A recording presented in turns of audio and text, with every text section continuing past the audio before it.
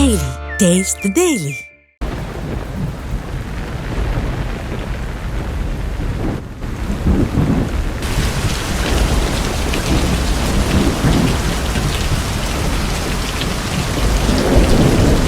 மயிலாடுதுறை மாவட்டத்தில் பெய்த கனமழை காரணமாக குளிர்ச்சியான சூழல் நிலவுகிறது. இன்று காலை முதல் மாவட்டம் முழுவதும் கனமழை பெய்தது. இதன் காரணமாக வெப்பம் தணிந்து குளிர்ச்சியான சூழல் நிலவுகிறது. மேலும் மயிலாடுதுறை மாவட்டத்தில் சம்பா சாகுபடி பணிகளில் விவசாயிகள் ஈடுபட்டதால் தற்போது பெய்து வரும் மழையால் விவசாயிகள் மகிழ்ச்சி அடைந்துள்ளனர்.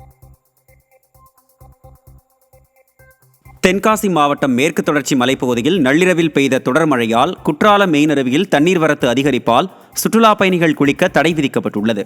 மேற்கு தொடர்ச்சி மலைப்பகுதியில் நேற்று நள்ளிரவில் திடீரென நீண்ட நேரம் கனமழை பெய்தது. இதனால் குற்றாலம் மெயின் தண்ணீர் வரத்து அதிகாலை முதலே அதிகரிக்க தொடங்கிய நிலையில் குற்றாலம் மெயின் சுற்றுலா பயணிகள் குளிக்க தடை விதிக்கப்பட்டுள்ளது. இதனால் அருவியில் குளிக்க வந்த சுற்றுலா பயணிகள் ஏமாற்றமடைந்தனர்.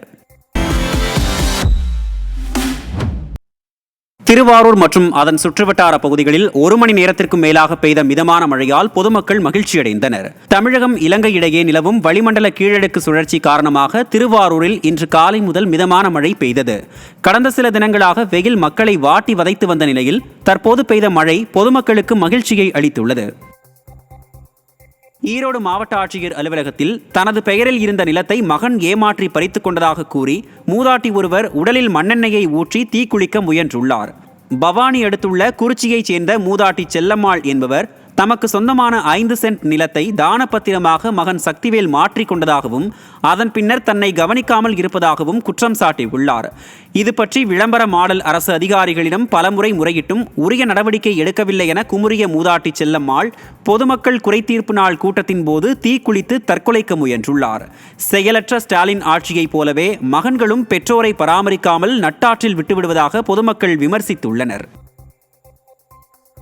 தென்காசி அடுத்த கிழங்காடு பகுதியில் நீர்த்தேக்க தொட்டி விரிசல் ஏற்பட்டு இடிந்து விழும் நிலையில் இருப்பதால் அதனை உடனடியாக அப்புறப்படுத்த அப்பகுதி மக்கள் கோரிக்கை விடுத்துள்ளனர். சுமார் 35 ஆண்டுகளாக இந்த நீர்த்தேக்க தொட்டி இருந்து வருவதாகவும் சமீப காலமாக விரிசல் ஏற்பட்டு மிகவும் ஆபத்தான நிலையில் இருப்பதாகவும் அப்பகுதி மக்கள் அச்சம் தெரிவித்தனர்.